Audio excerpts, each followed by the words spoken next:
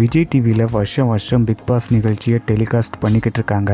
இதுவரை 7 சீசனை டெலிகாஸ்ட் பண்ணியிருக்காங்க. இந்த 7 சீசனையுமே உலகநாயகன் கமல்ஹாசன் அவர்கள் தான் தொகுத்து வழங்கியிருந்தாரு. இப்போதைக்கு உலகநாயகன் கமல்ஹாசன் அவர்கள் சினிமாவில் பிஸியாக ஒர்க் பண்ணிட்டு இருக்காரு. அப்படிங்கிறதுனால வரப்போற பிக் பாஸோட 8வது சீசனை நான் தொகுத்து வழங்கலை அப்படிங்கிறத அஃபிஷியலாகவே அனௌன்ஸ்மெண்ட் பண்ணாரு. கமல்ஹாசனுக்கு அப்புறமா இந்த நிகழ்ச்சியை யாரு தொகுத்து வழங்குவாங்க அப்படிங்கிறத சோசியல் மீடியாவில் பரவலாக பேசிக்கிட்டு இருந்தாங்க. சிம்பு, ரம்யா கிருஷ்ணன் இவங்களோட நேம்லாம் லிஸ்ட்ல வந்தாலுமே விஜய் சேதுபதி தான் இந்த நிகழ்ச்சியை தொகுத்து வழங்க போறாரு அப்படிங்கறத அபிஷியலாவே அனௌன்ஸ்மெண்ட் பண்ணிட்டாங்க.